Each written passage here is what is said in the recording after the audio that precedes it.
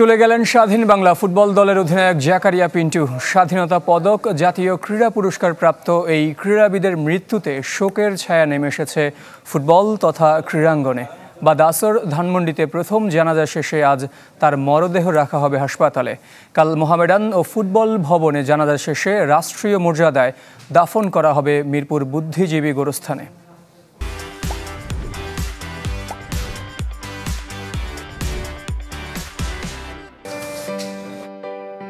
25 জুলাই 1971 ঐতিহাসিক এক ম্যাচের সাক্ষী নদিয়ার কৃষ্ণনগর স্টেডিয়াম।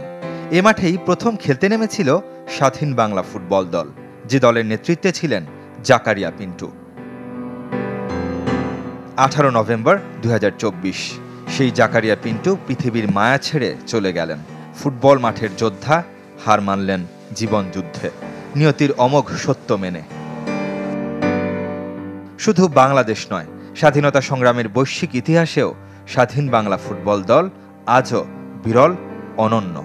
ফুটবল খেলেও যে যুদ্ধ করা যায়, অদৃশ্য অস্ত্র হাতে মাঠ থেকে মাঠে, শহর থেকে শহরে দাপিয়ে বেড়ানো যায়, অংশ হওয়া যায় মুক্তি সংগ্রামের, সেটাই চোখে আঙুল দিয়ে পুরো বিশ্বকে দেখিয়েছিল লাল সবুজের পতাকা গায়ে জড়িয়ে। ভারতের বিভিন্ন জায়গায় 16 ম্যাচ খেলে 12 জয়, উঠেছিল প্রায় 16 লাখ টাকা, যার পুরোটাই মুক্তিযুদ্ধকালীন প্রবাসী বাংলাদেশ সরকারের তহবিলে জমা দিয়েছিলেন জাকারিয়া পিন্টু আর তার স্বাধীন বাংলা ফুটবল দল। গড়ে তুলেছিলেন জনমত।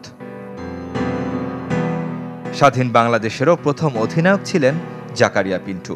তার নেতৃত্বে 1973 সালে মালয়েশিয়ায় মারদেকা কাপে অংশ নেয় জাতীয় দল। দেশের সর্বোচ্চ সম্মান স্বাধীনতা পদক পেয়েছেন। ব্যক্তিগত অর্জনে পূর্ণ তার ক্যারিয়ার। তবে তার সারা জীবনের আক্ষেপ ছিল পুরো স্বাধীন বাংলা দলের রাষ্ট্রীয় স্বীকৃতি না পাওয়া। সেই আক্ষেপ নিয়েই 81 বছর বয়সে পৃথিবীর মায়া ছাড়লেন। আমৃত্যু ফুটবলই ছিল জাকারিয়া পিন্টুর প্রাণ। তো হার্ট ফেলিয়ার থেকে যে কমপ্লিকেশনগুলো আসছে এবং সেই কমপ্লিকেশনে ওনার রেনাল ফেলিয়ার হয়, লিভার ফেলিয়ার হয়, সেখান থেকে সব মাল্টি অর্গান ফেলিয়ারের দিকে চলে গেছিল এবং ওই কারণেই আর